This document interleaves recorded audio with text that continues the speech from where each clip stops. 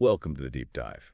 Today we're taking a look at a really extraordinary spiritual place called Vraja. And our guide is this amazing text, Visvanath, Cakravarti, Thakura, Sri Vraja Riti Cintamani. Exactly. And Vraja, Yeah. it's not just, a spot on the map. It's described as this transcendental landscape. It's alive, really. Pulsating with this unique spiritual energy, yeah. The source suggests it basically redefines reality as we know it. Okay, let's unpack this then. Our mission today is to try and really grasp the essence of Vraja using these insights. Right. Moving past any sort of superficial ideas. Yeah, to uncover its deep transformative nature and the beings who live there too. And what's fascinating right off the bat is, well, how the place itself, its very fabric, is described. It has this profound, attractive essence. How so? Well, the source tells us Vraja is presented as the ultimate goal for liberated souls, people seeking a higher reality. The ultimate goal. Yes. They apparently even leave behind the impersonal Brahman realization, which, for many is the peak of spiritual existence, that pure, undifferentiated state. Wow. They leave that for Vraja. Why? Because, according to the text, they find something deeper in Vraja, a sweeter, more intimate spiritual feeling, something unlike anything else. That's a pretty bold claim, isn't it? That level of spiritual sweetness. Yeah. It surpasses what many see as the absolute summit. It really is. And the text also stresses that just meditating on this sweetness of Vraja, that alone frees you from all sorrow. Just thinking about it. Apparently so. And it naturally draws the soul towards Vraja. It's not forced. It's described as this innate attraction, a natural pull. Okay.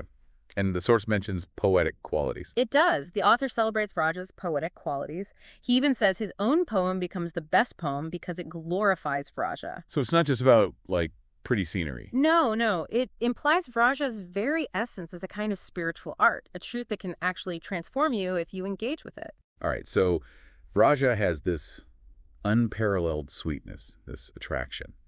How does that play out in terms of, say, its scale or the people there? Well, this is where it gets really interesting. The source says something quite staggering. Okay. It says millions of material universes and even millions of spiritual Vaikuntha planets. Vaikuntha planets. Those are usually seen as the highest spiritual realms, right? Full of divine opulence. Exactly.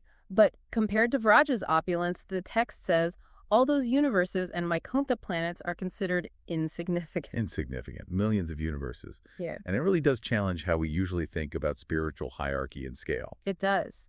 And it's not just about physical size, I think. It's a profound statement about value. Value, meaning... I mean, the quality of the spiritual experience in Vraja, that unique intimacy and sweetness, is considered to outweigh even the grandest material or, conventional spiritual realms. I see. So it redefines opulence in a spiritual sense. Precisely. And this whole redefinition, it extends to the residents, too. The people living in Vraja? Yeah. Take Krishna's friends and associates. They look like ordinary cowherd men, apparently. Okay. But the text is very clear. They are perfectly spiritual. They're blissful, peerless. Their forms, their actions, even if they seem mundane to us, they're not material at all. Right. And there's this other really intriguing point the source brings up about their humility. Oh, yes. That's crucial. These incredibly exalted beings, Right. worshipped by great saints, even by goddesses like Lakshmi Devi. Mm-hmm. The goddess of fortune herself. Yet they see themselves as ordinary, even lowly. How does that work? That paradox seems central. It really is. It suggests that true spiritual perfection in Vraja isn't about status or power. It's about pure, unadulterated love and service. So the humility comes from that desire to serve. That seems to be the idea, seeing themselves purely as instruments for divine love, not as these great, important figures. And it's not just the people. Everything in Vraja is like this. Like the resources, Mm-hmm. the wealth. Yes, the wealth, the pastimes, the environment, it's all perfectly spiritual and blissful, even if, from the outside, it might look ordinary. Can you give an example? Sure. Think about the Yamuna riverbank, just a sandy riverbank where Krishna had lunch with his friends. Okay. The text says that riverbank is eternally transcendental, not just some temporary material spot. Wow. And Mandara Hill, it's called the Crown of Vraja. More splendid, it says, than even Mount Kailasa, which is hugely revered in other traditions. So even the geography is imbued with this spiritual significance. Completely. And the architecture reflects it, too. Ah, Nanda Maharaja's capital. Krishna's foster father. That's the one, his palace. It's described with walls of sapphire, homes of emeralds, pillars of coral, golden roofs. Well, that's edible. Even the windows are crystal. And the layout is described a pure courtyard in the middle. Right, and specific areas for different people. Yes. Lord Balarama, Krishna's brother, his place is in the north, the treasury is in the west, and Lord Krishna's own residence is in the south. And the community. The other Vrajavasis, the inhabitants. Their homes are beautifully set up on both sides of the palace, and there are marketplaces, roads going everywhere. It's all part of this integrated divine capital. Okay, so we have this picture of divine harmony, even in the city planning. But you mentioned something earlier about language transforming. Ah, yes. This is perhaps one of the most unique aspects. The source reveals something really mind-bending about how the Vrajavasa speak. Which is? Words that mean negative things to us in our material world.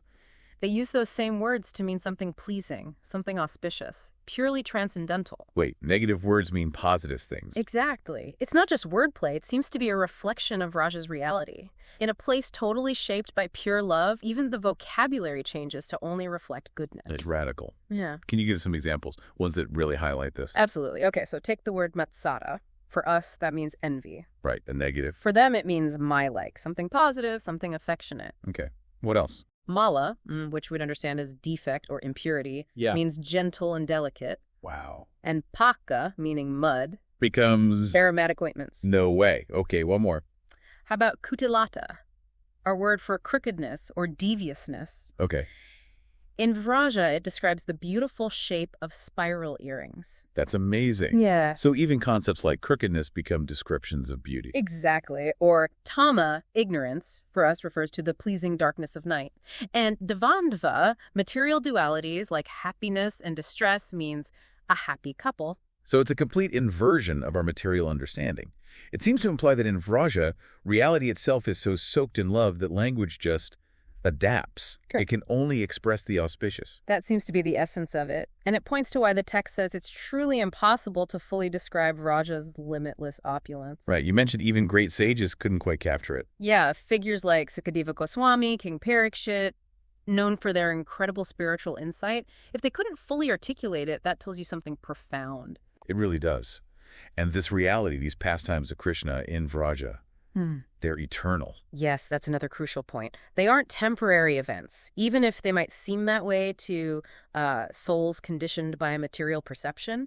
It's described as a confidential truth, actually. Veiled from those not ready for it. Something like that. And just like the language changes, so do qualities we see as negative. How so? Things like lamentation, fatigue, feeling bewildered, even sleepiness or laziness. Things we'd usually try to avoid. Exactly. But in Vraja, these aren't defects. They're seen as transcendental symptoms, signs of ecstatic love for God. That flips everything on its head. This inherent sweetness and beauty of Vraja. The source says it actually surpasses the Lord's own qualities and fills him with love. Yes. It's a really deep point about the power of devotion, the power of the devotee's love. So how does this devotion actually look in the relationships there? Well, it's incredibly intimate. The Vrajavasa's love for Krishna is pure, it's transcendental, but it's also very personal. Personal how? They don't really relate to him as the awesome, all-powerful supreme Godhead in the way we might think. No, he's one of them. Nanda Maharaja loves him as his son. Mother Yasoda the same. The cowherd boys see him as their best friend. They're equal almost. So there's no distance created by awe and reverence. Very little, it seems. It's pure spontaneous affection. Even though, yes, he is the Lord of everything. That story about Mother Yasoda, it really captures that, doesn't it? It does. She actually gets angry with him, like any mother might with her child, and ties him up with a rope. And the text says, this made Krishna happy. Paradoxically, yes, it made him happy, and it actually increased her amazing love for him. It's a kind of love that's, well, beyond our usual logic. It really is. And the gopis, the cowherd girls. Their love is described as overwhelming, ecstatic. They're completely absorbed in Krishna. Their lives revolve around serving him, pleasing him. And Srimati Radhika is central among them. Absolutely. Yeah. She's presented as the pinnacle, the supreme embodiment of this devotional love, her beauty, her qualities. They fill Vraja with bliss and completely captivate Krishna. Her beauty surpasses thousands of others, the text says. Yes. And again, things we might see as faults or darkness are transformed. The gopis' virtues are called Krishna's charming fault. The dark forest is delightful to him because of its fragrance and connection to their pastimes. It's total transcendence. Everything is spiritual. Everything is charming. Exactly. And back to that point about humility, Despite all this, the Vrajavasis still think of themselves as ordinary, insignificant even. Even though they're constantly engaged in this highest form of devotional service. Constantly. Believing themselves lowly, yet worshipped by saints, always striving to serve, surpassing even the greatest sages in their pure, focused devotion. So it's not just the place, Vraja. It's a state of being, a specific consciousness. That's a great way to put it. It's the power of Vrajavava. That's the term used, the unique spiritual mood or nature inherent to Vraja. And this Vrajavava, it transforms everything. Everything, even the modes of material nature, goodness, passion, ignorance, which usually dictate so much of our experience. Yeah. In Vraja, they become tools for devotion. They're transformed into ways to express love for God. Pride vanishes. The material qualities themselves become embarrassed, apparently, because they have no power there. Everything is just pure spiritual love. Wow. Well, this deep dive into Vraja, it's certainly shown us a world where reality seems completely shaped by devotion. Every single aspect. The land, the language, the relationships, all transformed into divine beauty and bliss.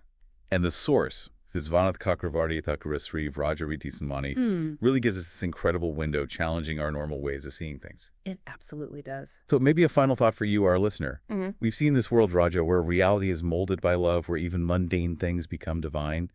What could that suggest about the power of our own perspective, our own love? Could it transform our personal reality, how we experience the world right here, right now? It's definitely something to reflect on. How these insights challenge our everyday understanding, maybe open up new ways to see things, perhaps hinting at the transformative potential within our own hearts, our own capacity for devotion, and how that might just shape the world we perceive.